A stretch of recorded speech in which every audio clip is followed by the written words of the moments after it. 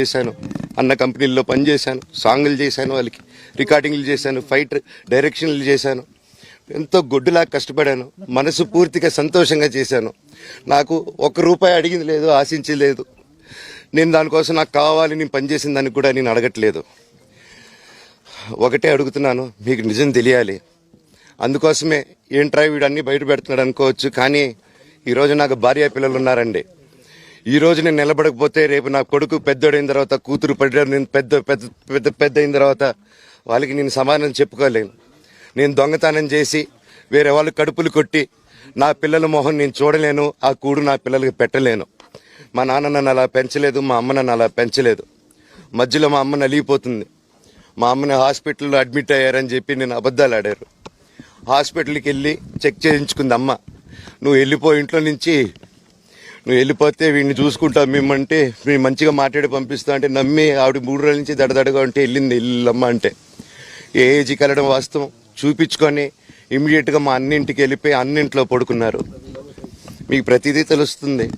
ఈ రోజుల్లో ఏది దాచలేరు.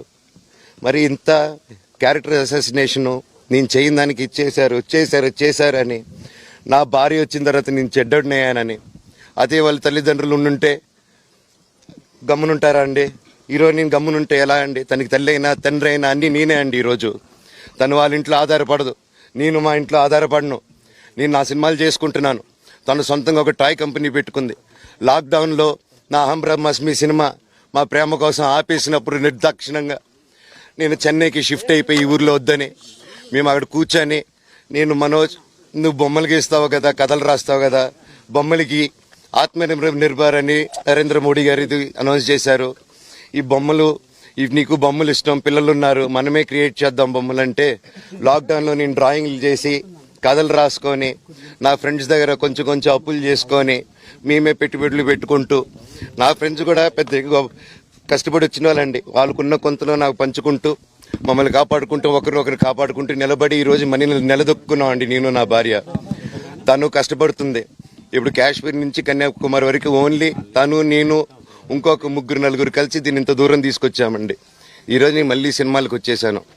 అందుకే ఈరోజు నేను నిలబడపోతే ఇది నా పిల్లలకి చెప్పేది కరెక్ట్ కాదు, ఎవరికి కరెక్ట్ కాదు.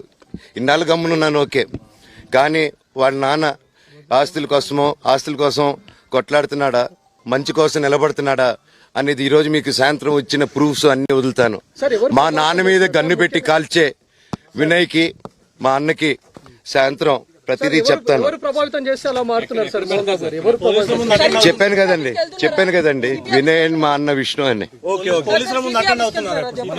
అవునండి, నన్ను హాజరుపరచమన్నారు, 10:30 రమ్మన్నారు. మీరందరూ చూశారు. నాకు మొన్న ఫస్ట్ రోజు తగిలి బాగా నొప్పి వచ్చింది, మెడ, కాలు. 3 వారాల క్రితం ఫైట్లో నాకు మజిల్ టైర్ అయింది, గ్రేడ్ 1 టైర్ రైట్ లెగ్లో. లెఫ్ట్ లెగ్లో మళ్ళీ దెబ్బలు తగిలాయి మొన్న. సో అందుకే కొంచెం బ్యాలెన్స్ ఇది ఉంది. మందులు హెవీ మెడికేషన్ ఇచ్చారు, హెవీ ప్యాచ్ కూడా వేశారు నాకు. దానివల్లే కొంచెం నడుస్తున్నాను. అండ్ ఇప్పుడు అందుకే రిక్వెస్ట్ చేసుకొని, సార్ నాకు కొంచెం టైం ఇవ్వండి, పాప ఉంది, సెటిల్ చేసుకొని నేను వస్తాను సార్, కొంచెం సెట్ చేసుకొని అని పోలీసులు గారికి రిక్వెస్ట్ చేసుకొని ఇప్పుడు బయలుదేరుతున్నాను. సార్ దాని గురించే సార్ చెప్పాను. మద్యానికి బానిసై ఇలా ప్రవర్తిస్తున్నాడు, అందుకే నేను మనోజ్ విషయంలో సీరియస్ గా ఉన్నాను అని చెప్తున్నాను. సార్ మద్యానికి బానిసై ఎవరిని కొట్టాను సార్? నా పిల్లల్ని కొట్టానా, నా భార్యను కొట్టానా, మా అమ్మని కొట్టానా, మా నాన్నని కొట్టానా? ఇవన్నీ నీ మద్యానికి బ్యాలెన్స్ అందరినీ కొడుతున్నాను, పొన్నాలు కొడుతుంటే సీసీటీవీలు తెప్పిండి సార్. అది దొంగతనం చేసింది నేను కాదు సార్, అది తెప్పిండి సార్ అంతా. అప్పుడు మాట్లాడదాం సార్, మనోజా ఎవరా అని